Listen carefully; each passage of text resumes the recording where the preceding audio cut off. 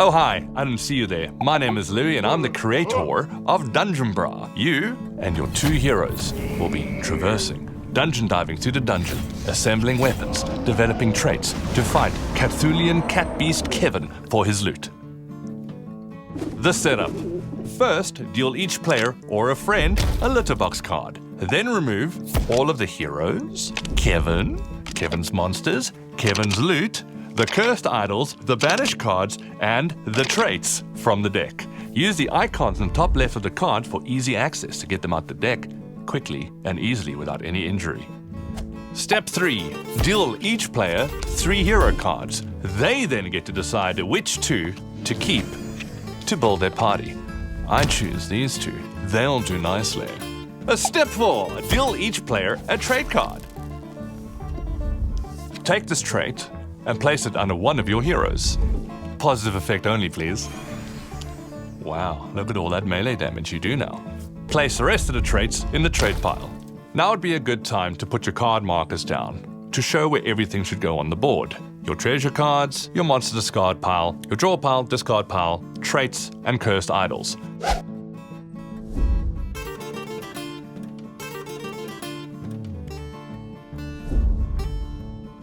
Step 5. Deal each player a banish card. Remove the rest from the game. Step 6. Take a nay, a pickpocket, and 3 bog blades, and place them on the table. This is called the Dungeon Bazaar, which is essentially the shop that players can trade with once in their turn, unless their hero says otherwise. Step 7. Deal players cards until their hands are full. The default hand size is 7 unless they have a hand size modifying hero. But in this case, 7 it is. Remember, the banish card is already your first card, so we're dealing 6 more. The 2, the 3, the 4, 5, 6, and 7. That is your starting hand. Wow. Step 8. Shuffle Kevin's treasure cards and put them on the treasure pile. Step 9, the part that involves shuffling. Take your cursed idol cards, Kevin's monsters, and Kevin, and shuffle them back into the deck. Do it better than I'm doing, but for the sake of the tutorial, I'm just going to do it a little bit and put that in your draw pile over there. Step 10. This is more of a suggestion than a hard rule. The player who thinks that they're the mightiest Brah gets to start the game. Otherwise, diplomacy. Let's discuss the cursed idol cards. These cards escalate all the happenings in the dungeon. When they are drawn, it's one, you put them in the cursed idol pile. The player who drew it can immediately draw another card. From this point onwards, during your draw turn, all players can draw extra cards equal to the amount of cursed idol cards in the cursed idol pile. When the cursed idol is drawn and placed, all players get to draw a trait card. The player whose turn it is gets to play it underneath a hero immediately, and for all other players, the trait will wait in a litter box until it's their turn, which they will then play immediately when their turn starts. Playing your turn. Let's start with the draw phase. Before you even draw a card from the pickup pile, take whatever was left in your litter box outside of your turn. Ooh, wow, that's nice. Thanks, friend who gave me that. Now, draw a card and draw additional cards, if you wish, equal to the amount of cursed idols in play. I'm a greedy boy, so I reckon I'm going to draw another one. Oh, it's a spooky monster. Now you have to deal with it. Remember, monsters can be dealt with at any point in your turn. You don't have to drop what you're doing to deal with it. You can still play the game to figure out a solve. In this case, we have a smoke trooper. Only does 2 damage. And we have Brad equipped with a chicken drumstick. He has +1 melee. His trait gives him +1 melee, and his weapon already does 1, which will then overkill this monster. Get out of here, monster, to the monster discard pile. Remember, weapons are 1 use only. When a monster has been defeated and no other player has decided to banish said monster, we can now draw a treasure from Kevin's treasure pile. Let's discuss the discard phase, which happens at the end of your turn. If you are over your hand limit, the default being 7, you must choose a card to discard. I don't need this card because I'm so awesome, and I've been greedy during my turn, so I've been hoarding too many cards. So into the discard pile you will go. 1, 2, 3, 4, 5, 6, 7 cards in hand, all above board, on to the next player. Cards can only be played during the active player's turn, except for cards like these, like the Banish card. The Banish card banishes monsters or dungeon bosses back into the draw pile during your turn or another player's turn. You can save yourself or prevent another player from beating a monster for their treasure. And a Nay card prevents other players from playing nasty actions against you during their turn. So that's the basics of how to play Dungeon Brah. Let's discuss card types and go in a bit more detail. Card types. Let's start off with the heroes. Heroes come in different classes, such as these two, being the melee class and the magic class. It would make sense to attach traits and weapons that match that class. Heroes require weapons to attack monsters and dungeon bosses, otherwise they're helpless. At the bottom of the card, you have sword icons that will let you know how many weapons that hero can equip. A little note on hero classes. It'll make sense to understand the hero classes before you start equipping traits and weapons, all willy-nilly wherever you like. Now please note, traits and weapons can be equipped on any hero.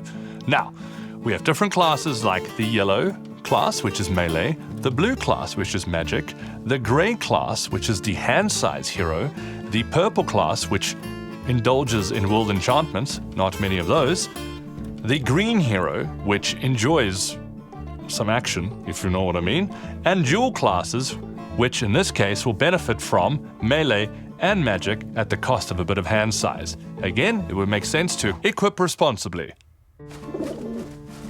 Let's discuss dungeon bosses. And in this case, Kevin, if you bought the base game. Kevin, when drawn, must be immediately battled or banished, or you die. If you cannot fight Kevin, use a banish card. Get out of here, Kevin. To send Kevin hurtling back into the draw pile. And you get no treasure for that. If you fight Kevin successfully, draw 2 treasure cards and then shuffle Kevin right back in the pickup pile. It's a good chance that Kevin will be the last card in the deck because Kevin keeps on getting shuffled back in. So therefore, at the end of the game, if you haven't found a different win condition, players will take turns to fight Kevin to eventually find who wins Dungeon Brah. Let's discuss the Banish card. The Banish card is used to send dungeon bosses and monsters hurtling back into the draw pile. Using the Banish card doesn't give you any treasure because you're a coward or a master tactician, depending. If you played it on your own turn to save your own skin, off you go, horrible thing.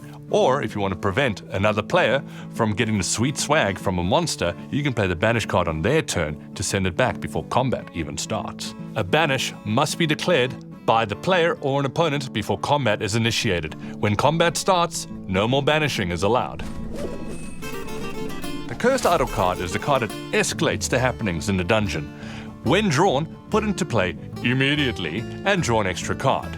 From this point onwards, during your draw phase, you can draw your card and extra cards up to the amount of Cursed Idols in play. When the Cursed Idol enters play, each player is also drawn a trait card. The active player can then play that trait on their hero immediately. Action cards. The part of the game that makes you mess with your friends or just co-adventurers. For example, the Grave Robber helps you draw any weapon card in your discard pile, and the Pickpocket that allows you to randomly steal a card from another friend or opponent, if you prefer. Time to discuss the bread and butter of Dungeon Brah. In this case, the weapon cards. Most weapon cards are assembled with many parts and have additional abilities when assembled correctly. Weapons are single use and are discarded after combat. Most multi-part weapons have an ability called the Pure Assembly. So, if you assemble a weapon with only genuine parts, it'll trigger the Pure Assembly ability, which in this case is steal a card from an opponent. Wow! Now, it is of course possible to assemble an unpure weapon using the non-genuine part. No big deal. All you gotta do is assemble the weapon with the non-genuine part. You will not trigger the Pure Assembly ability, and your weapon will deal 1 less damage. In this case, your 7 damage weapon will deal 6. However, another player could finish the weapon for you, which means that because they assembled the weapon, you still get to keep the weapon, but the Pure Assembly ability is triggered by that player, which in this case is steal a card. Now, what if that bastard steals a card from you? Next up, trait cards. Now we've mentioned before at the start of the game, each player receives a trait that they can play on either one of their heroes. Note that by the end of the game, each player should have 4 traits unless somebody sneaks in a win early, which doesn't often happen. Traits stack and you can play them on any hero that you like. Now, if a trait is flipped, that effect triggers immediately, both negative and positive. If you draw a duplicate trait, return that trait to the bottom of the trait pile and draw another one. If a trait is drawn outside of your turn, remember to place it in your litter box. When it is your turn, pick up your trait and play it immediately on one of your heroes. Traits are flipped by world enchantments and other cards that you can find in the treasure pile. World enchantments. World enchantments change the rules of the game. You can play up to 3 world enchantments in any game of Dungeon Brah. If you do not like an existing rule, you can just replace it with a new one. All world enchantments draws you an extra card when played and also flips any trait on either one of your heroes or an opponent's hero. Let's talk about the little bastards known as Kevin's monsters. They're like little mini boss battles that you will encounter whilst diving through the deck. All monsters have different combat values. The pigeon has 1, the smork trooper has 2. You need to deal that amount or more damage to defeat that monster and get a treasure in return. So, if you cannot defeat a monster, all you have to do is either play a banish card to banish it back to the pickup pile, or discard cards equal to its attack value to banish it back to the pickup pile.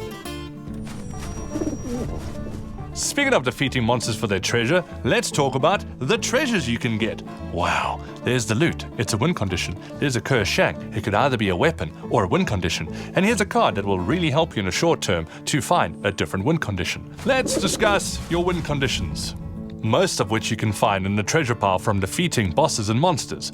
Let's start off with the loot card.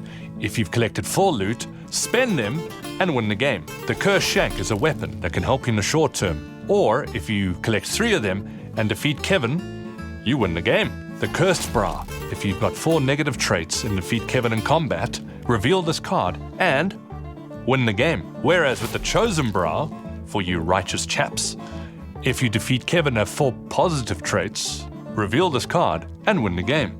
Or, if you have managed to assemble the ultimate weapon, the Ancient Brah Hammer, and defeat Kevin in combat, reveal Brah Humbug and win the game. If no player managed to utilize one of these win conditions to win the game, it'll be up to you to fight Kevin as the final card in the deck, and the last player standing will be the winner of Dungeon Brah.